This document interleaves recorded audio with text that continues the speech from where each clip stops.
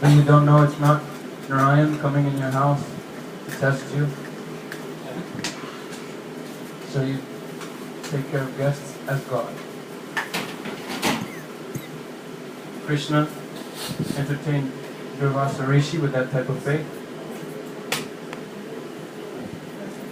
He made so many outrageous requests. I want that Rukmini should carry my chariot. I want to ride on the chariot, and your wife Rukmini should be the horse.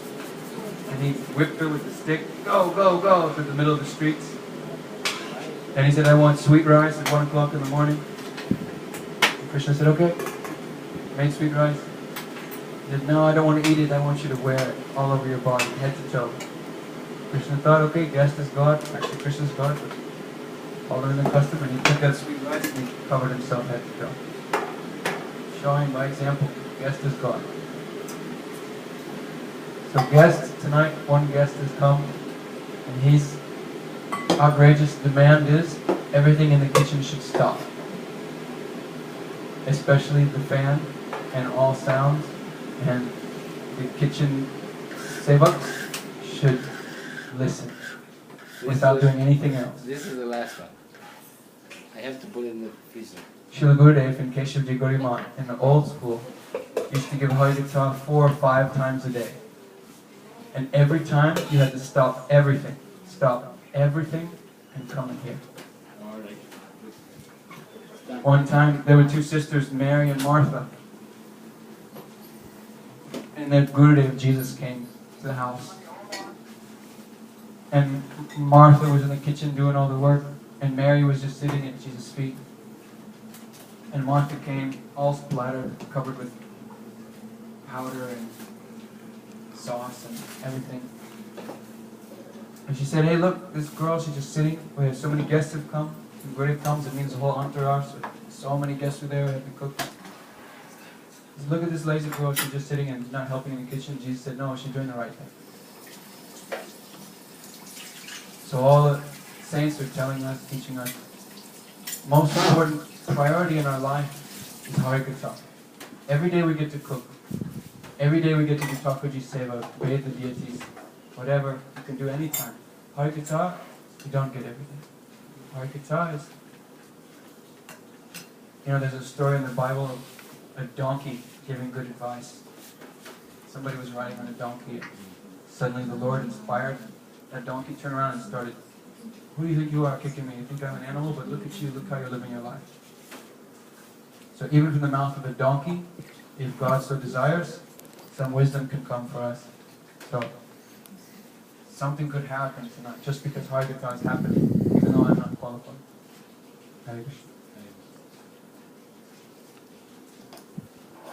So first of all, I give pranam to the dust of the lotus feet of our Holy Master.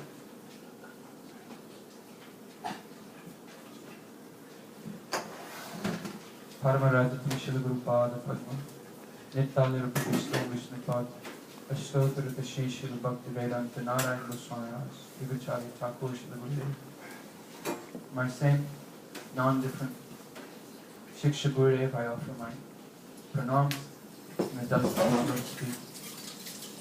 Paramaradhati Om Vishnu Pad Ashtotarata Shri Srila Bhakti Vedanta Madhusudan Goswami Maharaj. And to our grandfather Gurus, Nitya Rupa Vishnu Vishnupada Srila Bhakti Vedanta Swami Prabhupada, Nitya Rupa Vishnu Vishnupada Srila Bhakti Pragyan Keshav Goswami Maharaj, Nitya Rupa Vishnu Vishnupada Srila Bhakti Jivan Janata Goswami Maharaj, and to our whole Rupa Guru Varga, our dynasty, to all Vaishnavas and Vaishnavis, especially all of you, everyone please accept my pranam. Please accept my pranam. All you have to do is accept my pranam and my life will be fortunate. That simple thing, please help me.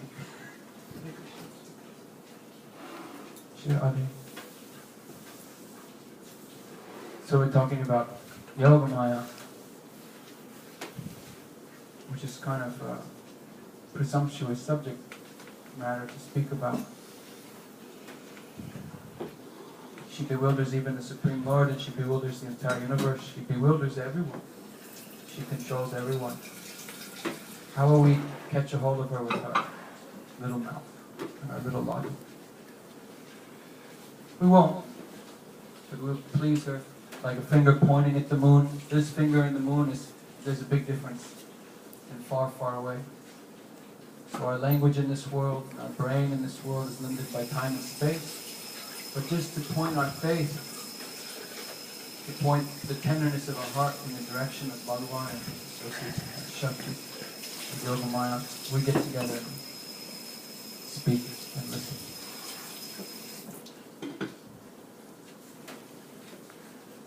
Lalita Devi, por favor.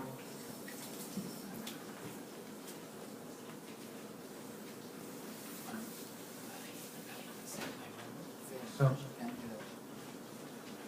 Yogamaya, she's the invisible, all-pervading.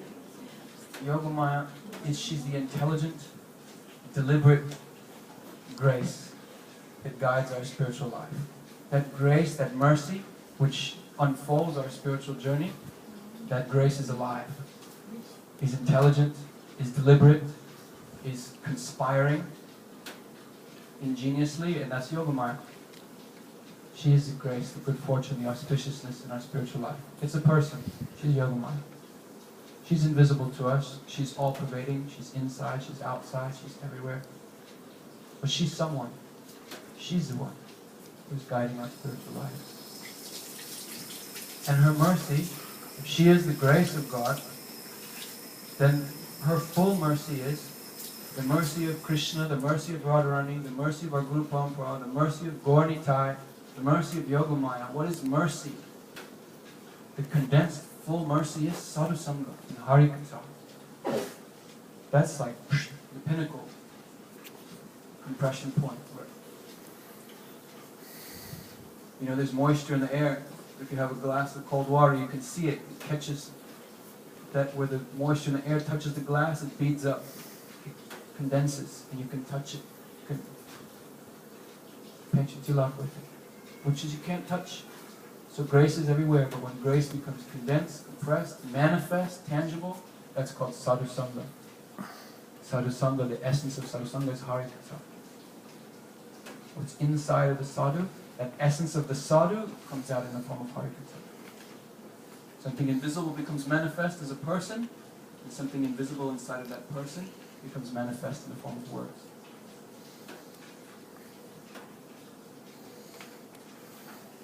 So she's patiently, Yogamaya is patiently reforming us. Because mercy is not just like snap your fingers and you go to Vaikuntha. The only way to enter into the Lord's association, to be liberated and attain seva and attain the spiritual world is if you want it. The Lord and His associates, Yogamaya, everyone respects our free will. They're not going to cancel our free will. Okay, mercy. Wait, I'm not ready. So how mercy works is it reforms our desire. The only way to go to the spiritual world is to desire it fully and wholly. To be there and to serve. To love and to serve and have no self-interest. As long as we have some selfish desire, we cannot do it. Because we don't want to.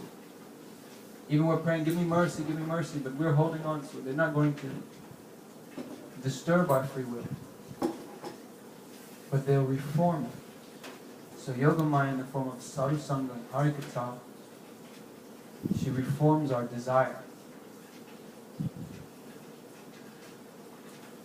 The first thing we get is we get to understand reality.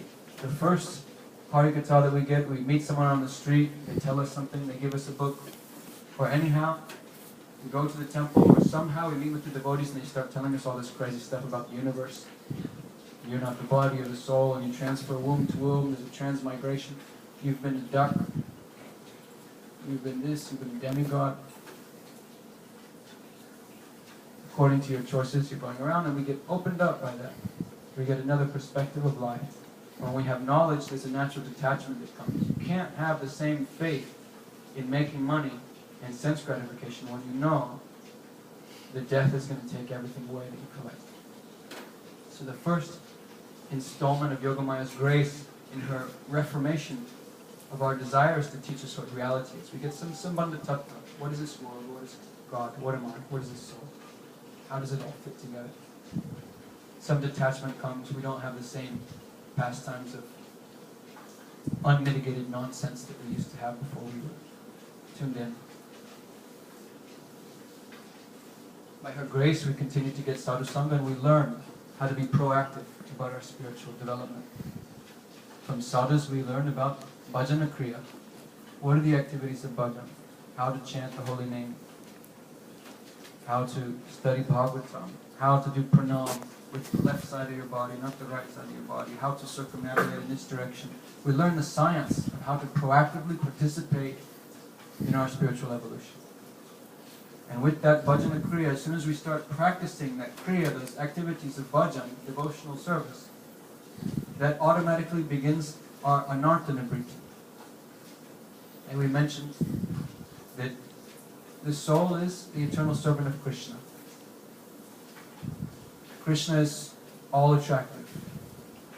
So if we're eternally his servant and he's all attractive, why am I not serving him and why am I not attracted to him? Why do I get lazy in class? Why do I? Because covered with rust, right? If a piece of iron is covered with rust, it cannot be attracted by a magnet. The natural relationship between iron and magnet is attraction. But if iron is covered with rust, it cannot. The influence of the magnet's natural pull cannot touch it. So anartha-nibriti means we are breaking off the layers of rust that are covering the contamination that covers and insulates our heart. And when that's sufficiently accomplished, and we practice sadhan bhajan for a long time, and we're cleaning our heart by the power of the holy name and good association, then the natural attraction for Krishna, it's natural to love Krishna. Everyone would if they could. If there wasn't something else alien in the way, we would all love Krishna. Every living entity, every single-celled organism, everything. Those living beings that have no covering, we see in Krishna's pastimes, when he plays the flute, everything becomes attracted to him. Not only do deer, which are usually shy and run into the forest, turn around and run out of the forest to be near him, but even the river turns around and flows upstream to be with him. Stones melt to flow to be with him. Everything is attracted to him when it's in its natural condition. We're in an unnatural condition, so we're not attracted. But Yogamaya, she's working with a patient, ingenious plan. How to reform our desire, chipping away. So first thing she does is gives us sadhusanga, and we learn bhajana kriya. We do something ourselves.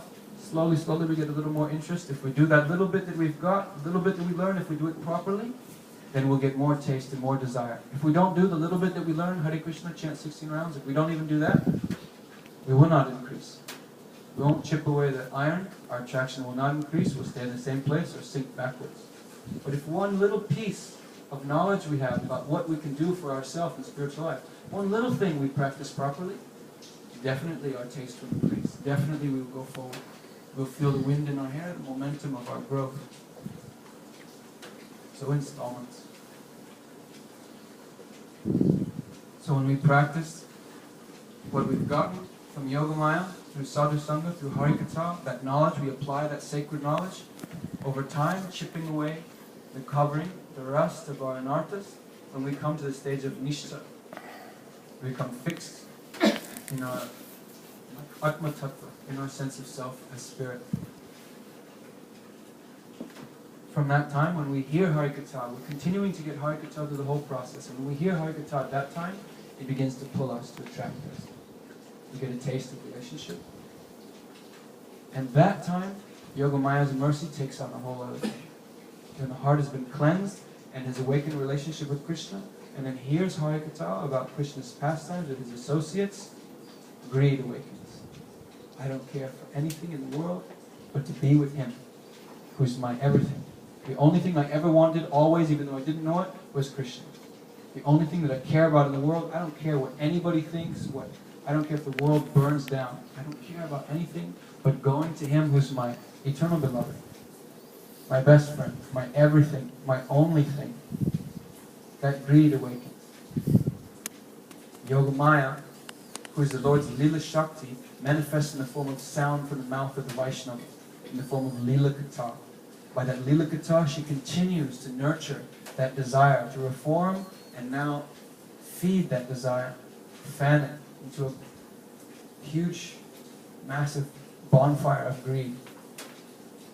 She gives the jiva entrance into Raganuga Bhakti. By Raganuga Bhakti, he becomes qualified to be transferred by Yogamaya to another universe where Krishna's pastimes are going on. He enters into Krishna's Balma Lila. He becomes perfected by more association, and then he enters into Nitya. All the way from beginning to end, Yogamaya's milk is Harikatha. She's feeding us as our universal mother, as the mother of our spiritual life, the milk of Sadhu Sangha and Harikatha. That never stops. In this world, baby gets weaned, eat something else. But with Yogamaya, it's not like that. The milk of Harikatha we will drink from beginning to end. And in eternity, will also be there. Instead, Raghunath Das Goswami says, speaking of Radharani, that Pranaya Krodha Satyam Prachanamana Damilam Sobhagya Tilakajwalam Krishna Nama Yashashrava Vatam Sulasi Karmikam. That her soaking wood, is tied up like a bun in her hair, braided and tied in a bun. That's her soakiness. And Sobhagya Tilakajwalam, she wears the tilak of her own good fortune. And Krishna Nama Yashashrava, her earrings are the hearing of Krishna's name in form and qualities and pastimes. The name and fame of Krishna is the earrings that decorate her ears. Even in eternity, Radharani herself, she doesn't need to do sadhan bhajan, but for eternity, she's wearing the jewels of Krishna's pastimes in her ears. It means 24 hours a day, she's speaking and hearing about him. And everyone with her. Some people, they think, oh, I'm Radharani, I'm Radharani's side. We don't want Krishna. Then how you'll serve Radharani when 24 hours a day all she wants is to hear about Krishna and go to Krishna's seva? She's not accepted. She don't have anything to do. So this milk, Lila Katha, Hari Katha will never stop flowing. And that's the very grace, the manifest substance of Yogamaya in our life. That thing which is beyond the material senses, beyond Mahamaya, beyond our capacity to understand, is manifest to our senses, to our ears, to our heart and faith in the form of Harikatha. So she guides the whole process of yoga, of uniting us with Krishna. Nasta Preshu, Abhadreshu, Nityam Bhagavata Sevaya, by constantly serving that Bhagavat. Bhagavat means the sadhu and the Harikatha. Every day do sadhu seva and serving Harikatha, then Nasta Preshu, Abhadreshu. All that is inauspicious is destroyed. All obstacles are removed, and a clean, clear, open way opens up. The natural attraction to Krishna arises. We hear at that time. In this time, I don't know, maybe someone in the room has, but I don't have, and it's a rare thing to have, come to the stage of ruchi. It's not easy. So we're hearing Krishna's pastimes, but it doesn't affect us. Not much. Because of this covering, this rust, cannot make an impression. When our heart is clean and soft, then when Harikatha comes, it makes such a samskar in the heart, such an impression of Krishna's beauty, it makes a stain. Like if you're walking in the street in Christmas season time on, what is it, Fifth Avenue, is that a big street around here? There's lots of big shops and stuff. And there's people on the street corners and they're, maybe in front of Macy's. Somebody's there, some girl's there, and as you walk by, she smears you with the perfume sample, cologne sample. I don't know, it's been so many years since I went to the mall, but there used to be people standing in the mall, and they would smear you. And then you smell like that. You can't get away from it for the rest of the day, whether you like that cologne or not, it's with you, you're stuck with it. So in the stage of ruchi, when we hear Harikatha, Lila Katha from pure Vaishnavas, then that smear of perfume comes. We hear Harikatha now, and the next moment, as soon as we Haribol and Jai Shishi Guru Gauranga and the Prasad is spread, we forget everything we just heard 10 seconds before. And we start talking about whatever nonsense, what I did today, what I did. Immediately forget everything. But in the stage of ruchi, when these coverings are removed, it'll stain us with an impression.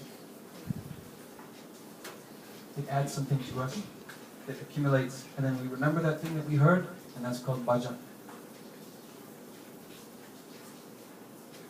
So, Harikatha is coming to draw us from the beginning, from the basic instructions, and take us to that point where we can hear Leela Katha and take stains in the heart.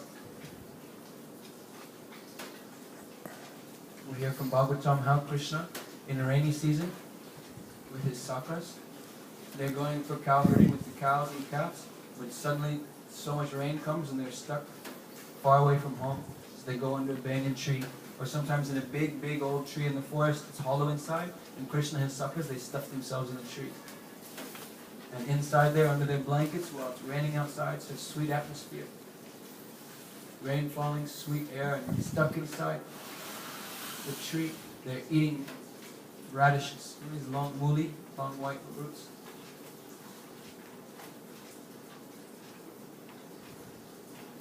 Well, sometimes they decorate each other, they wrestle with each other. It's described that Sridham and Krishna, when they wrestle, when Sridham goes to wrestle with Krishna, even before the match starts, he begins to perspire. He begins to tremble and perspire. Krishna's thinking, yeah, you're afraid of these guns. But really Sridham is trembling and perspiring, thinking about, in the next moment I'm going to touch the body of Krishna. Love Krishna in a way that we cannot imagine, we cannot think. Krishna is his life and soul. Friends, sakas, it's not Madhurya Ras. But he's thinking, just the thought of touching Krishna makes him forget about wrestling. He begins to sweat and tremble. And if Krishna, one bead of perspiration comes in his forehead, all the sakas look at that, and they're thinking how they would give their life millions of times to take away one drop of fatigue from Krishna. Or wrestling, sometimes overjoyed, they have forest picnic in the forest, too much fruits. Krishna Balaram, they sit on an improvised throne, just like the gods of the forest. The two kings of the forest, Krishna Balaram, sit together with long, long garlands around their necks, and all the boys praise them as the princes and bring them plates of fruits. Sometimes the boys are so overwhelmed with happiness to be with Rama and Krishna, and Rama and Krishna so overwhelmed with happiness to have such beautiful friends, they all begin to dance and sing. You cannot imagine what spontaneous, overflowing ecstasy of Krishna, Balaram and their friends, dancing circles around each other, playing. Now Krishna's not the only flute player. All those boys play flutes and trumpets and horns. They're all expert in music more than Gandharvas. There's shastras in this world, scriptures about music and dance. Lord Shiva is a big guru of dance, not the Raj. But when Krishna, Balaram, and their friends begin dancing and singing rags, even the scriptures on music become befuddled. They're thinking, what is this logic, this genius of their new styles? It's like a new chapter. This has never been written anywhere in any scripture. What is this rag they're singing? What is this dance they're doing? Ever fresh, spontaneous. And this is their seva. The service of the cowherd boys is just to dance and wrestle and play. That service is worth more than millions and millions of brahmanas offering puja and yagyas. More than building millions of temples and distributing millions of books, leading millions of Nagar Sankirtans and distributing millions and millions of buckets of Mahaprasad. Just to play with Krishna, just to be with Him. So someone who has that mood sleeping in their heart, that seed, when their heart has been cleansed by the grace of Yogamaya, reforming them through sadhu sangha and harikatha to the point where they reach clean-heartedness and they can hear that, and then they enter into Raghunaga Bhakti. It's a deep, deep bhajan, which would take them to that seva. Or someone has in their heart the mood of Vatsalya, then they hear about how Krishna Balaram, small and naked, are adored by their mothers. How mothers and all, mothers doesn't just mean Rohini and Yashoda, it means all the elderly gopis in all of Braj. Every gopi in Braj thinks that Krishna is my son. They have such a momenta for him. And they come every day to the courtyard of his house to see what he's doing. Every expression on his face is so precious to them. Just tells so many pastimes are going on just in his eyebrows, in his eyes when he's astonished, seeing something new in life, when he's surprised. You know, Father used to say, got your nose. It's better to be standing up. And I used to be actually surprised. Oh my God, and check if it's still there or not. So ladies come and they see Krishna being tricked and things. Father's doing tricks, catching Krishna's nose. And Krishna, who's this object of all knowledge, he doesn't know if his nose is on his face or not. He has to check. Their seva of those Vatsalya Premi Gopis is to come and laugh at Krishna. To laugh at how he doesn't understand if he has his nose on his face. That's seva. And that seva is so high and so exalted. Their seva is to come and control him. Hey Krishna, you want? I'll give you half a ladu if you dance. And Krishna Balaram begin drooling seeing that, half a ladu. Krishna in Vaikuntha is being offered oceans and oceans and oceans of oblations of ghee. A sea of pure ghee is being offered to him, and the finest ingredients in. So many. Lakshmi Devi herself is cooking. Jagannath eats 52 or 56 times a day from the hand of Lakshmi, the goddess of fortune, opulence, beauty. How her cooking will be nice. How many things, and so creative, so ingenious, because she's also God, means 56 offerings a day, or 56 offerings of each, 56 offering times, with 56 preparations each time, and all of them are ever fresh and new. Okay, maybe the same rice. Every day there's rice. But everything else, something new, something new, something new, something new. Every day hundreds and hundreds of brand new preparations. He's getting all those things. But when he sees in his Braj Leela half a ladu in the hand of one of those simple village ladies, he begins drooling. And the Supreme Lord Narayan, he's Narayan sitting on his throne in Vaikuntha. He cannot be controlled by anyone. He's completely detached from everything, supremely renounced, though he has all opulences. Now he's drooling, and in a moment, just like a puppet on a string, puts his hand on his hip and one hand on his head, and starts dancing for half a ladu. When devotee has that potentiality for Vatsalya Prema in their heart, has by Yogamaya's grace been fattened up on the milk of Harikatha to the point of being able to hear that and have it touch them, they become mad. I want that seva. Mad for what? I want that seva of controlling Krishna, because he likes it. Of giving him that pleasure which is more than all of Lakshmi's cooking and all of the stavastutis of the Vedas. To make him dance, to make him wrestle with Balarama, to laugh at him. They become mad for that. Or someone has in their heart this potentiality for Madhurya Ras, for conjugal mela, and they hear those type of pastimes and become attractive. They hear how? Well, how do the Braja Gopis serve Krishna? By their glancing, by the movements of their eyebrows, by their smiling, by their laughter, by their dressing themselves, by everything they do is seva to him. The way they braid their hair and tuck flowers inside of the overlapping strands of hair. The way they braid their hair is his seva. Ultimate seva. To attract his eyes. To captivate his mind. The way they joke, their beauty. They're decorating him.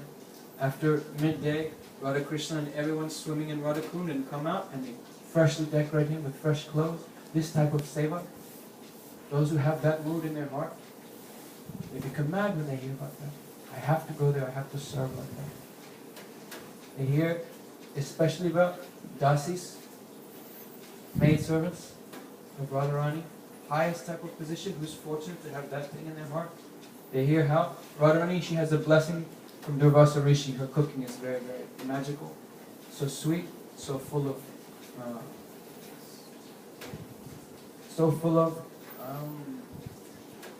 like, how do you say, magic? So full of the blessings of Durvasa that whoever will eat her cooking will live a long life and be free of disease and be comforted and all these things. So she cooks for Krishna every day, but she can't always go there. In the afternoon, she sends her dasis. She makes so many milk sweets, and in separate little pots with a soft cloth on top, she gives her maidservants, and they carry to Nanda Baba for Krishna's afternoon snack. And when the dasi comes inside, the Yashoda Ma sees her coming, and knows she's come from Radharani, who she loves more than Krishna even. The dasi goes to touch Yashoda Ma's feet, but she catches her, lifts her up, and presses her forehead to hers, and she says, "How is my Radharani? How is Radhika?" She's okay. Her service to Krishna is to be adored by Yashoda Ma. And then coming back, when Radharani is anxious and frantic and catches her, "Did you see Krishna?" "Yes." "Did you feed him? Did he eat nicely?" "Yes, yes." "Was he satisfied?" "Yeah." "How do you know he was satisfied?" "I just know. I could tell. He was so happy. It was delicious." "How do you know?" Radharani's like, we mentioned before, prema means anxiety. It means a type of madness. How the beloved will be happy, how the beloved will be pleased and satisfied and taken care of. One drop of Radharani's Vatsalya prema, her care for Krishna, can make millions of Yashodas. If Yashoda worries about how Krishna will eat, then how much more Radharani will worry? She couldn't be there to personally see. So she said, "You saw Krishna?" "I saw him." And Radharani, in her loving madness, she catches hold of that dasi's face and looks in her eyes. "If you saw Krishna, then I'll see him in your eyes." She's searching for Krishna in her eyes. And then she sees him there. In the happiness, in the joy that's shining in that dasi's heart and in her face, shining in her eyes, Radharani can see, yes, Krishna's there. Devotee whose heart is clean and they hear these things. Also, it's not only the hearer, it's also the speaker too. The speaker should have a clean heart, should be rasik, should be part of that world. Yogamaya's full mercy is that we get to have the association of a pure devotee who has those pastimes, who has that seva, that bhav in their heart. Hearing from them, coming to that clean-hearted stage of ruchi and hearing these things, become anxious. Greed comes, and greed is the price to buy the ticket for the train to Goloka Vrindavan. No other way. But all this is kind of far. Krishna Lila is still kind of far out there for us. Yogamaya understands. This is so far away from where we are. Therefore she makes a bridge. She knows Krishna's desire is to give himself to us. Yogamaya knows that Krishna is merciful. And he wants to give the jivas of this world the highest type of grace, which is that type of prema seva, Vrindavan, Braj prema. He wants to give that one. So to fulfill his desire and understanding that even giving sadhu sangha, even giving this Hari Katha, Krishna Katha, still there's a missing link for us. She extends another bridge. That is Gaura Katha. Krishna Katha is so high, so far out of range. Then that same Radha Krishna, they become one personality, and that personality becomes a devotee. Human-like pastimes with a devotee in this world. So much closer to us. Radha and Krishna playing in the forest of wish-fulfilling trees. That's not something we can relate to, like Gaura Leelas. And the devotee gets a chance to hear how Shri Krishna Chaitanya becomes so struck with separation mood, with lamentation and anxiety, how I will attain Krishna, feeling the failure in his devotional service, how I will attain him, how I will attain him. Then that same thing which is in the heart of the devotee, maybe just a micro drop, but there's an empathy, a sympathy awakened. Oh, there's some connection between us and Gauranga and his associates. Okay, they're devotees of another caliber. What are we in comparison? But still we have some hope to love and to serve Krishna. So there's a closer link there.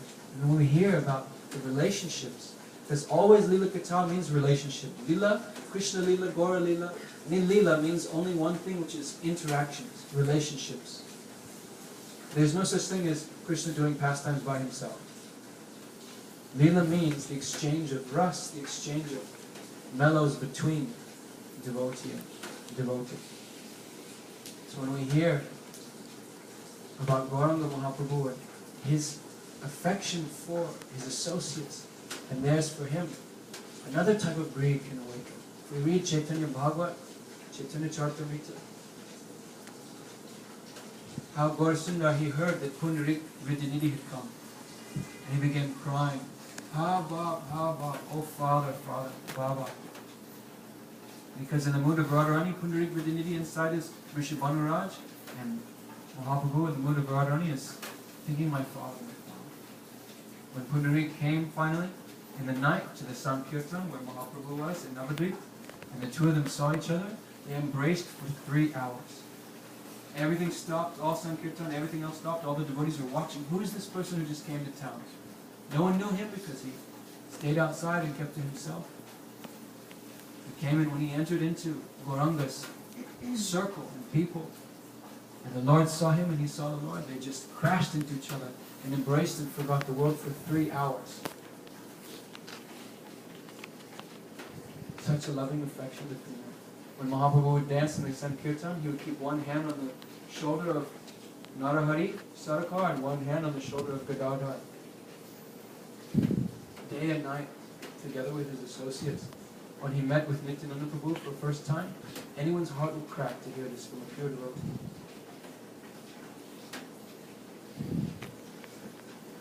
How Mahaprabhu, in the mood of separation, he would hang on the necks of the devotees in the Sankirtan. With his own hand, as each devotee came to the, like we have our program here tonight. So in the house of Srivas, there's a home program every night. And as the devotees would arrive, Mahaprabhu himself would take sandalwood paste and smear them with flowers dipped in sandalwood. He would decorate their foreheads and chests with sandalwood. He would put a garland on the neck of every devotee, like worshipful. And in the kirtan, when his separation mood was coming out so much, he would hang on their necks and look in their eyes, crying rivers of tears and beg them, please give me your mercy. How will I find Krishna? How will I see Krishna?